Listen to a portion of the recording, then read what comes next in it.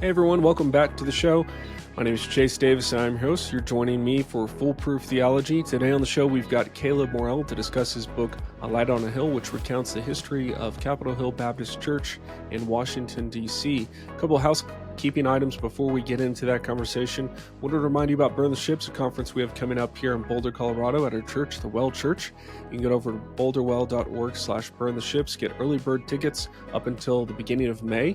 And so make sure you go get tickets today. We're going to have great speakers. We're going to have Doug Ponder out from Grimke Seminary, Michael Foster, Michael Clary, excellent speakers on issues pertaining to Christian men. And so go over to boulderwell.org/burntheships and get your ticket today. You can also get group rates if you come with friends, but I'd love to meet you here August 1st and 2nd of this year. Also wanted to make sure to put a plug in for the Patreon. If by signing up with the Patreon, you get early access to every episode. You also get some swag. You also have direct access to me to message me, ask me any questions, suggest guests.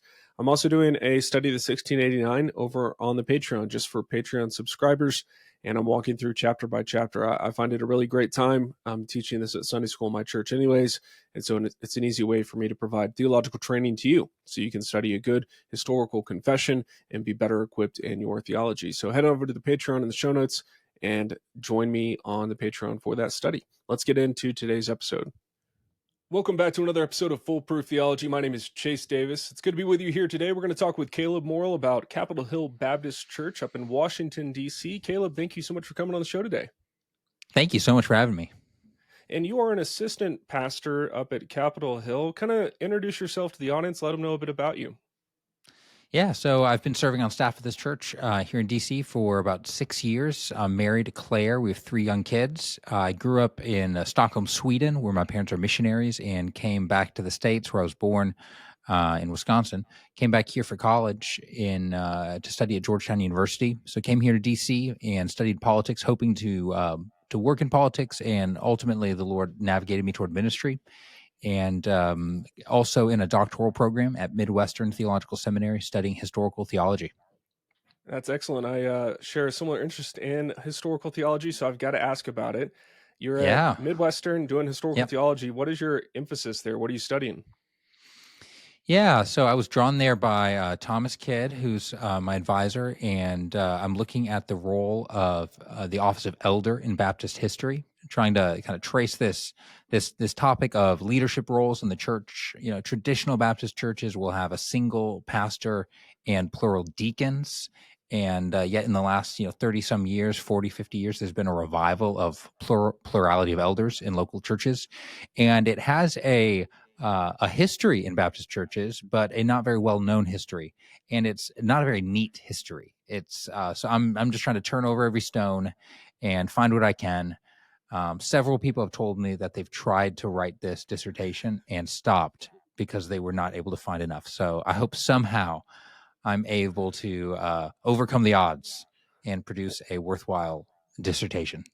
Well, God bless you in that. I do have to ask, are you just going from 17th century up till modern times, or have you selected a certain time frame you're narrowing your focus on? Yeah, sounds a little overambitious, doesn't it?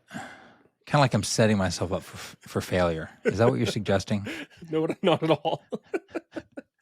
That's basically what I'm doing. So starting with the 17th century, looking at early English Baptists, and then the colonial American context, mainly in the Philadelphia Association, and then other associations where the office of elder, at least as practiced in Philadelphia, did not continue. So I want to look at the causes, the reasons why. And then, of course, Spurgeon picks up the practice of plurality of elders, practice it in a little bit of a different way at MedTab. Want to see if there's any impact outside of metropolitan, and then look at the 20th century, the kind of recovery and growth, and analyze some of the factors that contributed both to the decline and recovery. That's fantastic. I think it would be great work. I mean, I think you're definitely onto something. My father-in-law was on the board of deacons like his entire life. And so was my grandfather-in-law at the Baptist Church, First Baptist Church, where my wife is from. And I was always confused when I became a pastor because we never approached governance that way. And we're Baptists. And so I never understood how it happened, how the deacons run the church. It's very fascinating. In your book, you get into some of that in one of the chapters, how the board of deacons was pretty powerful. But I don't know, man. Like based on your work on your book, it seems like you went through, gosh, almost 200 years of history for the church. You seem fairly capable of covering that amount of time period. So I'm not doubting your capabilities there. I think you should be able to do it, and I hope it works well. Thank you for stealing my spine. Anytime. All right. Well, you wrote a book, A Light on a Hill, and it was really a history of Capitol Hill Baptist Church, what used to be called, there it is, you got it. Hopefully, I'll get mine soon. Metropolitan Baptist Church, a few That's names right. over the years. What Yep. really inspired you to write this book? Yeah. So being a member here, I was always curious about its history, and started exploring the archives a little bit while I was working as our senior pastor's assistant, and just found like treasure troves of information, and started researching, writing on it, and saw that the things I was writing on it were having a practical impact and were of broader interest even outside of our church. And just had the opportunity to spend a few years organizing our archives and then researching and writing the book. I think just particularly as the church has had a wider impact through Nine Marks, through Mark Dever's ministry and influence, there's just been more of an interest. And I think the location in D.C., it's like right at the center on Capitol Hill, blocks away from Congress, kind of gives it some broader interest. But what really intrigued me as I studied it, I think the uniqueness of this church and its history is that, as far as I know, it is the only church in Washington, D.C. that has stayed both centered on the gospel unwaveringly and stayed in its same location. So if you kind of look at the broader landscape, and I'd love to be proved wrong, but I've said this publicly for years now, and no one's contradicted me so far. Every other church either ended up moving out to the suburbs, moving somewhere else, didn't stay in the neighborhood, or they stayed and they just abandoned the gospel and have now embraced, essentially become another religion, as Machen would say, embrace theological liberalism. And, from the perspective of the present, we're like, wow, how convenient to have a church with a large building and housing and a parking lot blocks away from the U.S. Capitol building. And so many church plants or other churches would want to have that kind of thing. And it's just impossible to buy nowadays, just of how expensive it is. And so the reason we're here today and able to have the influence we have and serve the community and the broader nation the way we are is because of faithfulness of saints over the course of generations who had foresight and faithfulness to believe and see what they didn't yet know would become reality. And we're here because of them. So I wanted to explore what makes for gospel faithfulness over time, what makes for the kind of the generational transfer of the gospel. Because in so many institutions and churches, you see it makes it a generation, then it's gone. So what makes for faithfulness over time? What can we learn from that to kind of extract broader lessons for churches in other places?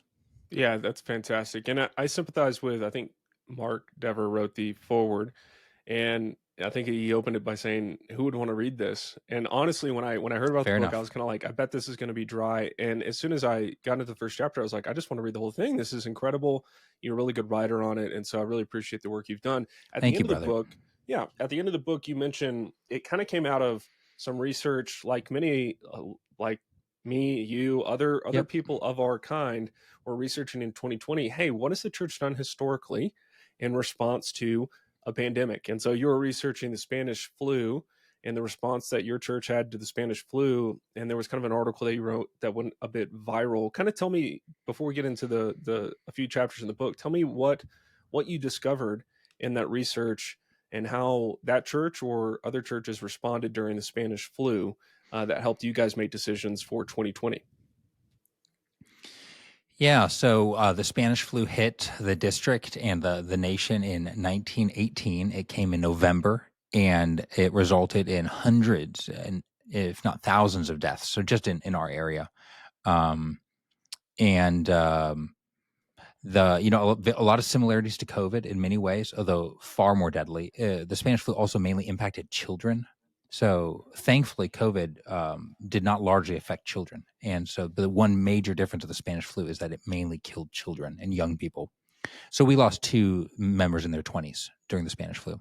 In other churches, like sister church in the district, lost 40, 50 members. So I mean, Wow. imagine 50 members dying. So just catastrophic. impact. It resulted in the DC Health Commissioner requesting churches to not gather. And it's interesting, churches were the last to be asked to close, and they were the first to reopen. So that was Spanish flu. The churches complied. Initially, some churches gathered outdoors, but then outdoor gatherings were also forbidden. Some churches resisted. A lot of churches protested in 1918 the threat to their civil rights, their First Amendment rights, their constitutional rights. Particularly African American churches were very sensitive on this point. They were very used to being to having the law used against them. Yeah. So some very interesting articles came out. So anyway, wrote about that, described that, and I think it was encouraging for Christians to realize that this wasn't the first time we were facing such a crisis. Our church was encouraged. We initially complied with the COVID orders as we had done back in the Spanish flu in 1918. But then, when it didn't just last 3 weeks, but, it was just going on and on and on. At some point, there was a point for churches to stand up and say, hey, we've had enough. And so our church actually won a successful lawsuit against the district, which allowed for religious gatherings of all denominations. Because of the way they were unlawfully restricting gatherings and disfavoring religious gatherings compared to other gatherings. But all that to say, I think we realized how history and our experience of the past could encourage us toward faithfulness in the present. Yeah, totally. And that's exactly what I discovered too, is like, hey, this is not the first time. We shouldn't just think pragmatically or out of fear, but we should think consistently and look back to people who came before us who had much less kind of insight into these kind of things. And so yeah, well, I'm glad you did that. I hope like you said, it was a blessing to your church, which is fantastic. That's why I do a lot of my studies, is try to bless the people in my congregation, including this podcast, which is not part of the Well Church. Disclaimer, not part of the Well Church. It's my own thing, but it obviously has an overlap with my ministry. Well, with that said, let's get into A Light on a Hill. Yeah. Kind of starting with the beginning, Thomas Walter, I believe. You kind of go through how it first started. That whole chapter was fascinating because as a church planter myself, there's been kind of there was a surge of church planting in 2000, 2010, a bunch of networks and organizations, and church planting is still a thing, but there's been kind of a re-examination of like how we plant churches. And out of that church, they came from, I believe, E Street Baptist and another one. Yeah. Calvary, and planted a church. But even going through the Civil War, I mean, just all that stuff you brought to light was just very insightful. I did have a particular question that was only mentioned in a footnote, and I don't mean to put you on the spot with it. So if you don't remember from your research, feel free to tell me. I don't recall right now. But you mentioned Thomas Walter was a man of conviction, and he had particular convictions on like how we dispense communion and the posture of a pastor when baptizing. I was wondering if you could tell me more about, I was very curious to know more about that. Do you remember anything about what he said about how we should do communion? I think it had to do with whether kneeling or sitting or coming forward. But yeah, I was just trying to capture the sense in which that this was a man with firm convictions and firm views. Yeah. So just to introduce to listeners, Thomas Eustace Walter was one of the greatest architects of his generation. So he designed and was the chief architect for the dome expansion on the U.S. Capitol building. So that gorgeous dome, which weighs something like 20,000 tons. I mean, someone can fact check that. I mean, it's just massive. So it's got a iron frame, and is just an engineering and architectural feat to be able to build something that heavy and suspend it on top of another building. So just massive accomplishment. Took him decades to do. So Thomas Eustace Walter, greatest architect of his generation, arguably one of the greatest, was also a Baptist. Go figure. So who says that Baptists can't, enjoy aesthetics and create beautiful things? Right, I know. And he designed a lot of churches, so we can design beautiful churches too. But Thomas Eustace Walter wasn't just a Baptist; he was a 1689 Baptist. I mean, this guy was Philadelphia Confession. He's from Philadelphia. He's actually named after a famous Philadelphia pastor, Thomas Eustace. So he's just a very interesting character. He's also part of a group that's kind of part of this church split during the Civil War over the question of slavery. So I knew that our church was formed after slavery. It was formed by people from Baptist churches of various churches, which had split during the Civil War over slavery. And I knew that readers would be interested in Civil War, slavery, Yeah. of religion. Yeah. All that stuff is just fascinating. So I tried to go back and understand what was going on at these different Baptist churches during the Civil War. And the church that kind of gave birth to us, East Street Baptist Church, that's where most of the members came from. They went through, just a really tough split during the Civil War.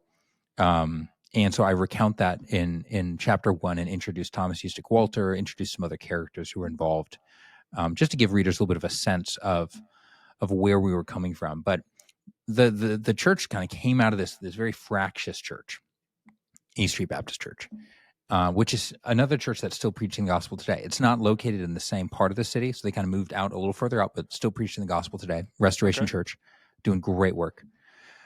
But our members came out of there, but unlike a church being formed out of a split, it was legitimately formed, is what our first pastor said of it. So it was formed by a small group that came together to pray, and then started a Sunday school, and then eventually formed a church. So Celestia and Abraham Ferris were this young couple. They'd just gotten married. They moved over to Capitol Hill. He was a Civil War veteran. And they started praying. They started praying for a Baptist church to be formed in their part of the city. And eventually other people got to be part of this prayer meeting. Eventually they formed a Sunday school. That Sunday school grew just as a means of evangelizing neighborhood children and kind of building a kind of a core group, so to speak, as we'd put it today. It's interesting. Their steps are pray, organize Sunday school, then they form an organization to hold property, and they buy property, and then they build a building. And then they start hosting kind of weekly worship nights, Sunday night services. And then they get permission. They call the other churches together and they say, "Hey, will you kind of give us recognition as a regular Baptist church?" Because I mean, kind of to be regular, like the orderly way that we do things is we don't just form churches willy-nilly, but we get kind of the affirmation of all the other local Baptist churches that we're going to be in partnership with, which is a beautiful display of lowercase c Catholicity. Just to show like, hey, we're not here in competition. We're here to work together. And so they got that, and then they formed as a church in 1878. But all in all, it's an 11-year process. Pray, Sunday school, building, affirmation, form church. 11 years. And it's all done by lay members. Yeah. It's just normal Christians working full-time jobs and coming together to start a church. And so it's a beautiful story. Yeah, incredible story. You highlight the bricks being donated, how the children went out and got bricks from a brick manufacturer, and all that was just so cool. And it would be funny to start a church planting network based on that model. We have a new model. We're going to pray. Yeah. We're going to start Sunday schools. And we're going to buy buildings, and then we'll get the blessings of other churches, and then we will be a church. That would be I would enjoy that. I think that would be a very faithful model to at least to history, because a lot of church plants today, it's very, speaking from my own experience, we gathered in my apartment, and we met with other pastors in the area, sort of received their blessing in the sense of like, we weren't, it's weird because they're in different denominations. So you're not like looking for them to go like yay or nay, green light. Yeah. But we got blessings from a residency program, and then we rented a space. And at the very beginning, dude, we were just preaching. I was basically studying Grudem systematic and teaching through our statement of faith. And I had just started seminary, and I was just hanging on for dear life. I was like, I don't want to say something dumb. I'm sure I did. That's awesome. But we sang songs, and we started taking the Lord's Supper. And then, we moved into a rental space, which was a Wesleyan campus ministry, completely heretical building. It had like yoga mats and rainbow flags everywhere we had to take down every week. And God just added to our numbers. So it's crazy, the early stages of a church plant. But I love hearing it from church history, because I think a lot of the models today are very, you'll get some models that are very seeker sensitive and very like, you got to have a big splash, big show, kind of rock band, entertainment, all that kind of stuff. But these people were just wanting to be faithful. And I think what was interesting to me in that story was how, I think it was like you said, a mile away, and for them that was far enough to justify, we need a new church here. And in our day, a mile away is like, wow, that's pretty close, so it's just very different. I know we had a post for tying your horses early on. That's amazing. But other than that, I think everyone joining the church is walking. So that's just, right. There's no parking lots. There's just, you walk to church, and, maybe some people ride, but, most people are just walking. We It's should great bring to back. step back in time and kind of imagine. It's good to imagine those differences. I mean, I love thinking back and just imagining how those people had no idea what they were doing, Yep. and they had no idea the generational impact that would come from it. And I often share that first chapter with church planters or people thinking about church planting, and just be like, hey, when you covenant as a church, just realize you're planting a flag for Christ that you pray will last generations.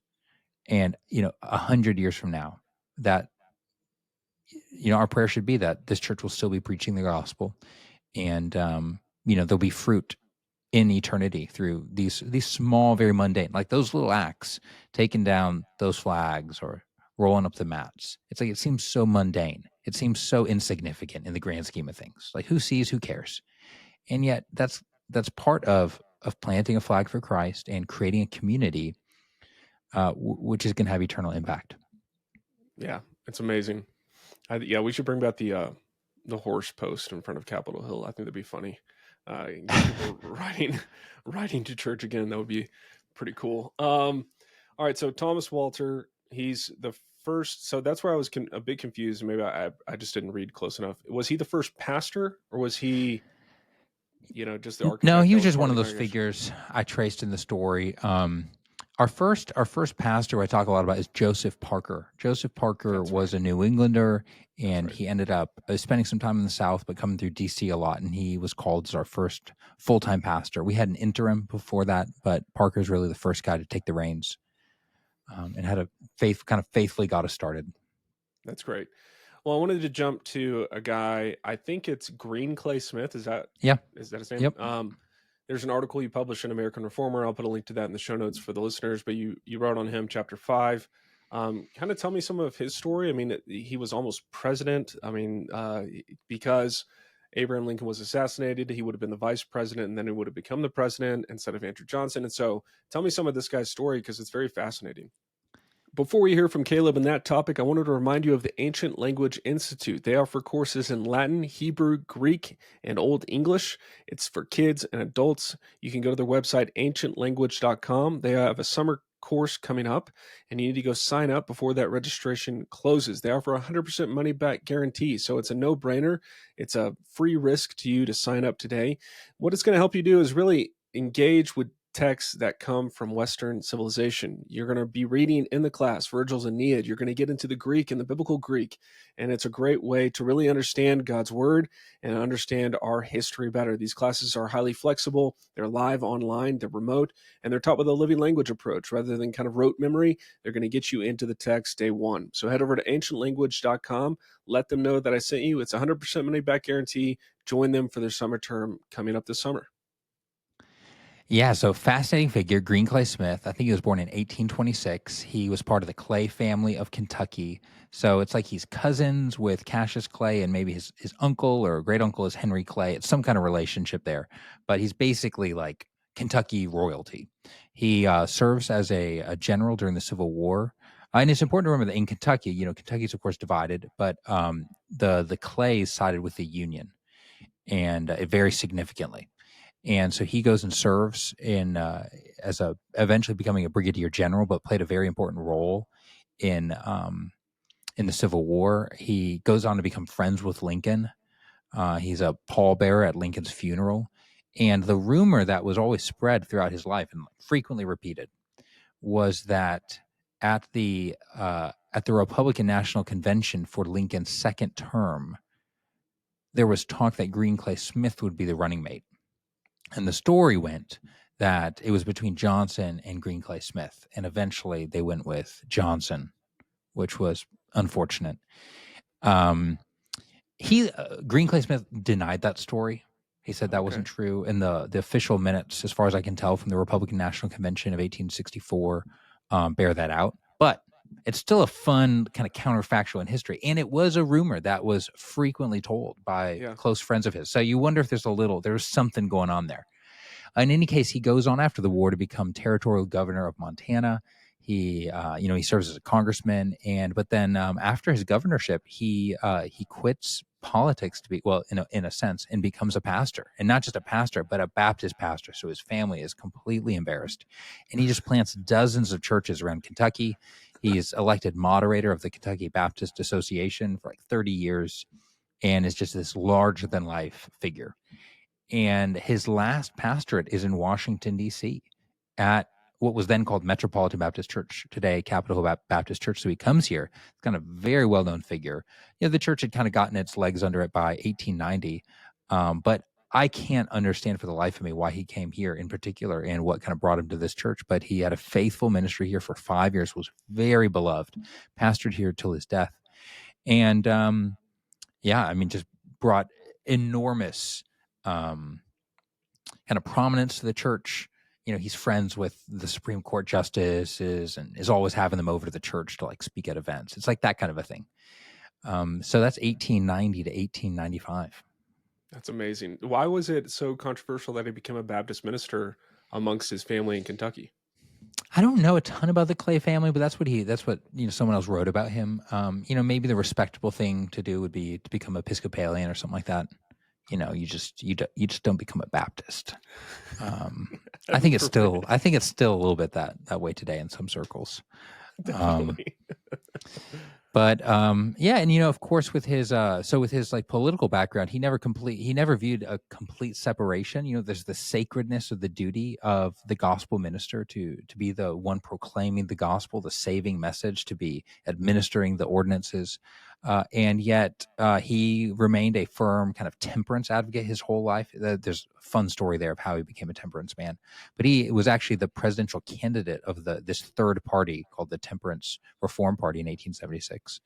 And he was all about preaching the law of God as a preacher. He didn't imagine anything akin to a separation of religion and politics. It was very clear that there was no neutrality, that the church had a responsibility to serve as the conscience of the nation, to declare right from wrong. And I'd say that was fairly typical for the preaching that you'd hear at our church throughout the 19th century. Just no separation there. Yeah, how did he become part of the Distinction temperance? without separation. Yeah, how did he become part of the temperance movement?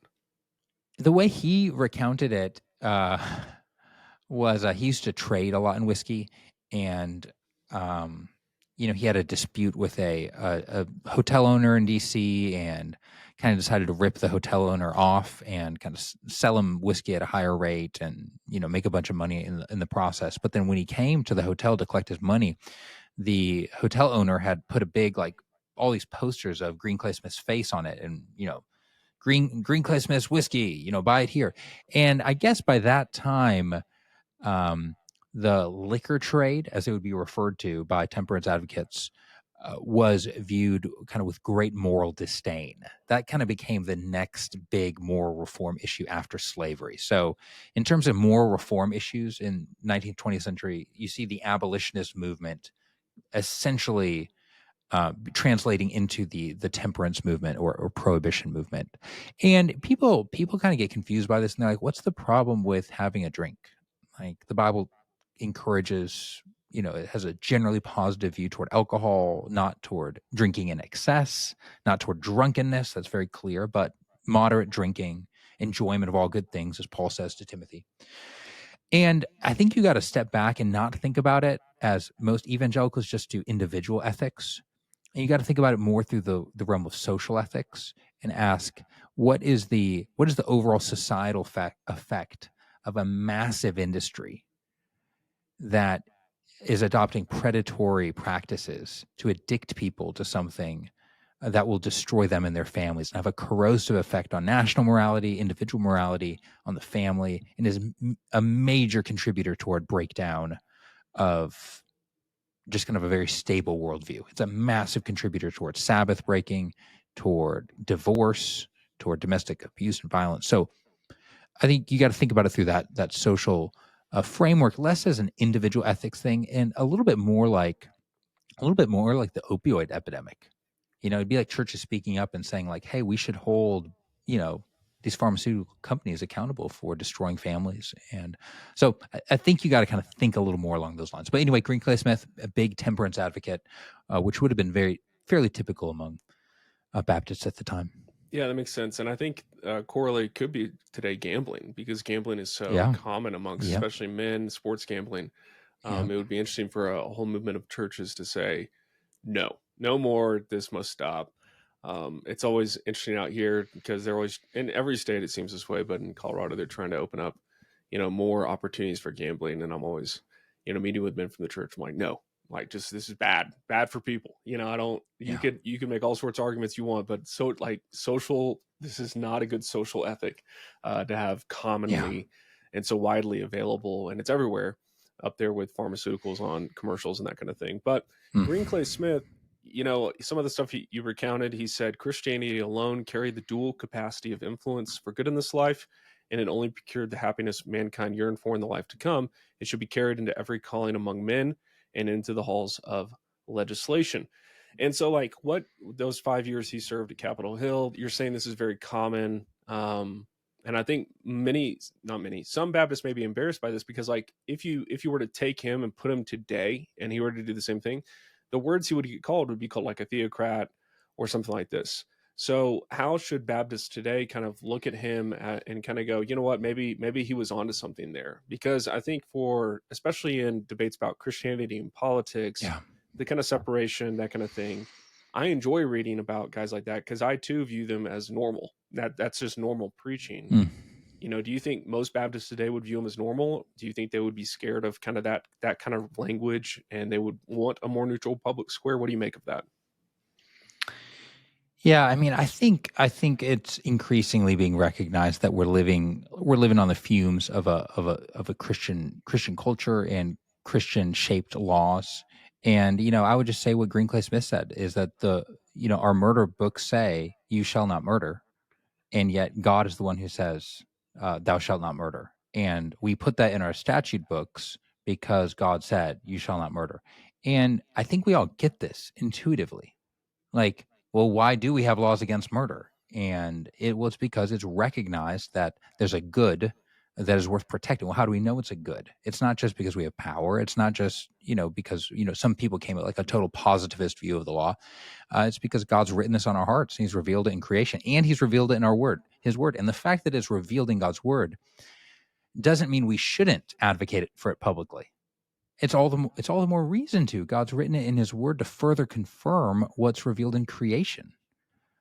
So I think we want to draw on that, and we can get into the specific nitty gritty of what that means. No one's saying that we want an established church. No one's saying that we want, the president to be interfering in what churches believe or teach. Absolutely not. Um, and yet, so often, faith or the Bible is treated as something that is disprivileged or dismissed just by virtue of being Christian. And I think we want to say, like, hey, no, we have a seat at the table too. And our laws are going to be shaped by something. It's just a question of what they're going to be shaped by. And a world in which laws are more shaped by biblical instincts and principles is going to be a better world than a world shaped by other instincts. And it's going to be more conducive to human flourishing, toward proclamation of the gospel, and toward protecting people from evil. Yeah, amen on that. With studying history, one of the things that I enjoy at least about it is that it makes you reflect. It makes you consider who we are today, what both personally, just who am I, family life. It makes you consider church life, social life, political life. What were some of the things that when you were done or as you went along in writing the book that you thought, hey, look, these are like they're asking the same question. In one of the chapters you highlight how the Christians back in the 19th century were asking similar questions. How is our nation walking away from morality so easily? And these are questions that everyone on Twitter is asking as well. Like Yeah. even secularists are asking when Elon says things about Christianity. He's also curious about this. But using that as kind of an example, what are other things that you found throughout the research you did that kind of speak to matters that we face today? Yeah, I think some of those themes that come up perennially are, yeah, church and politics. Obviously, as a church being in DC, that's a major theme that I explore. I think racial dynamics is a real theme that I explore in the book, and it's I had a professor in college who called it's the great wound. Quoting Tocqueville, I think, but it's America's great wound is slavery and the legacy of slavery and its impact, and particularly on Christianity. So the way that Christians speak about, engage in, and relate to that topic is of massive importance. So that's a theme I follow in the book as well. I think faithful pastoral ministry is a big theme. The church has really benefited from godly, gifted preachers. And then I think the theme of God using the unlikely is another theme. I mean, that's kind of the surprising part of the subtitle, the surprising story. And so it's, it comes down to people like the Celestia Ferrises of the world, this 23-year-old newly married woman who starts a prayer meeting in her home. Or some of the other characters I lay out are there's this one turning point in the church's history in 1944 when it seemed like we might be choosing a more liberal pastor. And it's actually a member of the church who speaks up at the public meeting, a Sunday school teacher named Agnes Schenkel, who speaks up and kind of sets the record straight and is like, hey, this guy's a liberal. Let's not call him. Let's call this guy. And that really kind of makes the difference. So the Lord is using unlikely people, unlikely characters, kind of ordinary faithfulness to have a massive impact. That's great. Kind of closing out the book, you obviously highlight the most recent uh, pastor, Mark Dever, and some of his story coming on and being Yeah. hired and how that happened. But then you get into kind of like the differences between how Capitol Hill, in the midst of like kind of seeker sensitive Rick Warren and Bill Hybels' approach to ministry, and how Capitol Hill took a different approach, where like Mark Driscoll and I think you highlighted a conversation with Driscoll, McDonald, and Dever, where they were basically encouraging him to go multi-site, and Capitol Hill decided not to. Tell me more about that. Why did they decide to not go multi-site when it's so popular? Yeah. So, it's oftentimes churches are thinking about like how do we grow? How do we get bigger? How do we kind of get to the next step? Like what's it going to take to get there? Um that was very much not on Mark Dever's mind. If you know him at all or read his stuff, like that's not his thing. When the church called him, he said, they're like, what's your great plan? Because the church was kind of down to 100 people, very, struggling, not a lot of cash flow, had a lot of properties, had a big building, but not a lot of people attending. And they're like, what are you going to do? And he's like, I'm going to preach, I'm going to pray, I'm going to love, I'll stay. Like I'll preach the word, I'll pray and trust the Lord to do the work. I'll love by discipling and evangelizing, and then I'll stay. We'll see what the Lord does. And the Lord gave the growth. And so the struggle was actually what to do when the church was growing. Growth presented problems because the building started to get full. It was built to accommodate about 1,000. We could expand a little bit to get it a little larger, but kind of a massive construction project wasn't really feasible. And so the elders in the 2000s were constantly talking about what is the solution to growth. And I think the church consultants of the day would have said go multi-service and then go multi-site, do some campuses. But you got to keep the main man. He's the brand. So you gotta stream him, and maybe you get some kind of local small groups going on. But it's the man. You get the man, and you got to expand the brand. You got to get the live stream. So, and that was not the vision of ministry that Mark had. And what do you chalk that up to? And of course, I recount that debate that he had with James McDonald and Mark Driscoll, where they're really pushing him on this, and they're like, "You are not stewarding your influence. You could have a larger influence in the region if you would just go multi-service, multi-site, and it would be better for the kingdom." And Mark just wasn't convinced, and he's always been like, "I'm more the tortoise than the hare." And so the vision that the elders here had was, as I called in the last chapter, is doing nothing and church planting. Doing nothing and church planting. And that was the title of a memo Mark sent to the elders one night. And he said, I think the solution to our growth is kind of doing nothing, letting the building get full and uncomfortable, and then just sending out church plants. And as it's like less and less convenient and comfortable to come here and park and not be able to get your children checked into children's ministry because it's full, the more people will be interested in joining some of these church plants. So that'll be kind of the push factor. Maybe they like my preaching, but they don't like the drive. They're kind of tired of fighting for parking. And so they'll be like, well, there's this other church nearby. And so let's just plant churches, autonomous, independent churches in the area over time, and make sure that the gospel in the DC area isn't dependent on one church or one man, much less, but on just a whole host of churches. Just like like a molecular cell. I'm not great at science, but I assume like the more the bonds, the stronger it's going to be. And so that was the vision, and I think it's borne good fruit. And some of the practices I talk about is, if you're going to raise up leaders, if you're going to send people out, you need to give them opportunities. You need to give them opportunities to teach, to preach. You need to give them recognition. You can't be just hoarding all the authority or hoarding all the kind of attention of the church. You got to kind of prop up other people. And that's just been Mark's MO of ministry for the last 30 years. Is and a few notable examples I give of that is, like, after 9/11, that he just has the same guy who was scheduled to preach, who's like a 24-year-old seminarian, gets up there and preaches a sermon. And you're like, if ever there was a time to be like, step aside, young man, I'm going to handle this one. And yet that's just been his posture. He's just like, yeah, we got to give these young guys opportunities. He was scheduled to preach, let him preach. So that's a little bit about Mark's vision for ministry and how we've kind of navigated growth. And I trust it'll make for a more stable succession, just kind of like less pressure. Like, Mark can't be the pastor here forever. It also means that there's just great work happening in the area that has nothing to do with our church.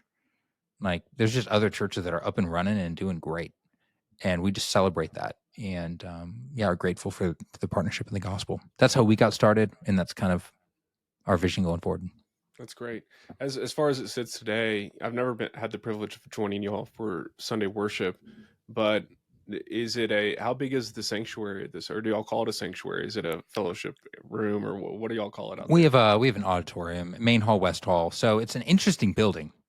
When you get the book, you have to look in it, because the pictures it's fascinating, the design. You have kind of the main hall, and then you have a retractable ceiling, like a retractable wall, Yeah. which separates the west hall from the main hall. And that was pretty traditional for that time, because it would enable you to expand if you needed the seating, but otherwise kind of have it down for the Sunday school meeting in the next room. So that wall has now been up for the last 25 years, as we've needed every seat. So I think we probably seat 1,200. There'll be some overflow downstairs, and we're not jam packed the way we probably were feeling up until COVID. I think COVID just had a massive impact on churches nationwide. I think 1918, we felt like that had a rejuvenating effect on churches a little bit. I mean, I think it lasted a little, like, not as long, like 3 weeks. I think COVID had a bigger impact. I just talked to so many people who are like, that's when I stopped going to church. Yeah. Like, I got out of the habit. Now I just watch it online. And you're like, that's not the same. That's not the same thing. And so I think that's part of it. I think another part is just DC. A lot of people moving, haven't really come back. I think the other thing is there's a lot of other great churches. And so, if somebody moves to DC, they don't have to come join Capital Baptist Church. They can go join, King's Church. They can go join Pillar Church. They can join Del Rey. There's just, not even churches we've planted, just faithful gospel churches in the area. That's great.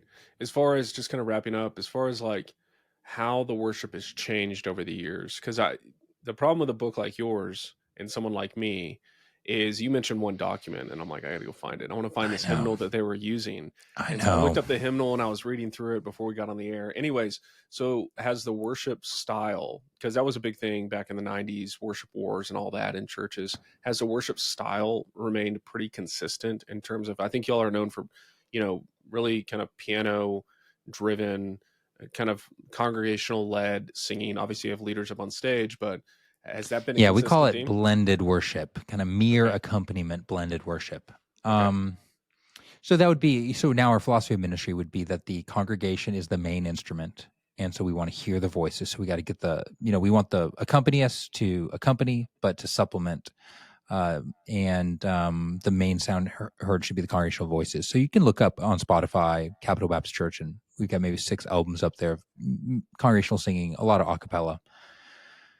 I think that's kind of a Dever thing. I think we would have done, we would have gone through all the phases of kind of worship transitions. We had a big choir for a lot of the 20th century. That was a big deal. We had an organ in the 20th century. So a lot of those kind of normal, pretty typical kind of Baptist church things we would have gone through. But yeah, people often comment, like, we don't have the big band on stage. Right. And yet people sing well, and they sing vigorously. And we do contemporary, and we do traditional, and we do ancient hymns and modern hymns, and it's a great time. That's great. Y'all project, or do y'all use hymnals? What do y'all use? So we use bulletins so that we can print the music and so people can take it with them home throughout the week and use it for family worship. Yeah, but we found that printing the sheet music helps people sing the parts. Yeah. And parts really make the words pop. And people who don't know parts will learn parts if they have the sheet music in front of them and they can hear other people sing. So we'll do 4-part harmony from the stage so people can kind of catch it a little bit. We'll instruct the pianist to play the parts. And then it just kind of happens. That's fantastic. And there's very little production involved. Print the sheet music, encourage a cappella singing, encourage the instrumentalist to kind of bring it down, or at least just start by doing a cappella. It could just start by doing like the doxology a cappella, right. And people will love it. They'll just eat up. They'll be like, that sounded amazing. Or go a cappella on Holy, Holy, Holy. And they'll be like, man, that sounded really good. Yeah, that's great. Well, I wanted to make sure we tell people where to get the book. Light on a Hill. Where can people purchase it? Wherever you buy books. Great. So it's on Audible, it's on crossway.org, Amazon, a Christian Books distributor, Westminster Books. Excellent. And if people want to keep up with the work you do, all right, where's the best place to kind of follow what you're doing? You can follow me on Twitter, Caleb Morell. That's probably the best way. Happy to hear from you. Would love to hear from you if you have questions about the book or want to talk more about it. Just look me up, find my email on our church website, capbap.org. Excellent. All right, Caleb, thanks for coming on the show today. Thank you so much, Chase. Great talking to you. I hope you enjoyed that conversation with Caleb Morell. I know I did. You can go pick up his book anywhere books are found, like he said. Before we sign off for the day, I wanted to remind you of a great product that I use called Ion Layer. These are patches that I use for my fitness and my mental acuity that help with my NAD plus levels. By the time you get to 50 years old, which I am not, but by the time you get there, your NAD plus levels in your body, these are naturally occurring amino acids, already decreased by 50%. So it's an easy way to help you with your fitness routine, with any kind of daily routine where you're trying to really stay current, stay on top of things. You can put these patches on, you get cleared by a medical doctor, and it's a lot cheaper than getting these infusions at another place where you go get an IV drip. They're much, much cheaper than that. So head over to ionlayer.com, use code FPT for full Proof Theology. You get $100 off your first kit. It's a great deal. There's a 100% money back guarantee with it. So there's no risk. If it doesn't work for you, they will give you your money back. So head over to ionlayer.com, use code FPT to get $100 off your first kit.